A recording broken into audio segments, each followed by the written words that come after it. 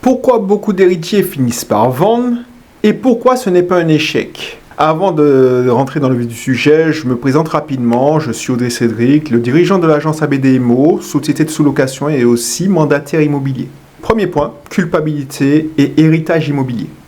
Beaucoup d'héritiers ont vu leurs parents trimer, se sacrifier pour mettre en place le bien familial, pour l'entretenir, pour en prendre soin. Donc, ils estiment de les trahir en vendant ce bien.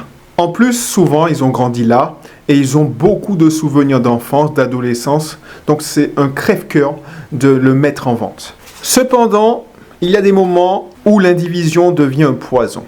Quand on parle d'indivision, on parle de dépenses, on parle d'argent, et quand on parle d'argent, on parle souvent de tension. Fréquemment, ce que j'ai remarqué en tant que coach immobilier, en tant que mandataire immobilier, c'est souvent un héritier ou deux qui paye les impôts et c'est à sa charge de se faire rembourser par l'ensemble des héritiers. Et c'est là que tout se gâte. Cela lui crée de la frustration, il avance des sous pour faire les travaux d'urgence, et du coup, une fratrie qui s'entendait très bien commence à avoir des tensions à l'intérieur et cela dégénère au fil des mois. Il ne faut pas sous-estimer le poids émotionnel du bien. Oui, en effet, cet héritage, ce bien-là devient une grosse source de charge mentale. On dépense beaucoup, on dépense de l'argent, de l'énergie, il faut payer le notaire, le géomètre, les charges de propriété, la taxe foncière, on galère pour se faire rembourser, il y a des gens qui nous sortent des excuses parce qu'ils n'ont pas d'argent. Ça, il ne faut pas sous-estimer ça. Donc, si tu es dans cette situation et que ça fait pas longtemps, moi, j'ai déjà vu trop de personnes limite devenir déprimées à cause de cette situation. Et souvent, il vaut mieux vendre pour repartir sur des meilleures bases. Et c'est souvent le plus simple et le plus rapide pour sortir de l'indivision.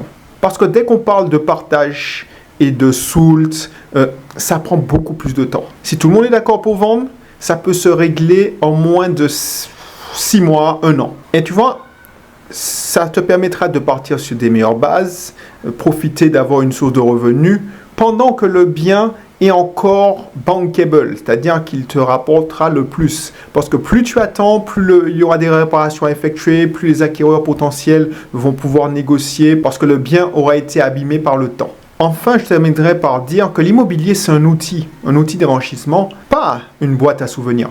Du coup, si tu utilises l'immobilier comme moyen d'enrichissement, comme véhicule financier, il faut te former, t'éduquer financièrement. Si ce n'est pas ton objectif, tu as hérité d'un bien et tu n'as pas le temps ni l'envie d'investir dans des formations, dans des accompagnements, le plus simple pour toi, et c'est souvent le cas, c'est de vendre pour repartir sur des meilleures bases. Sinon, ça risque de te coûter très cher. Pas seulement financièrement, mais émotionnellement. J'espère que cette vidéo t'aura apporté plus d'éclaircissement.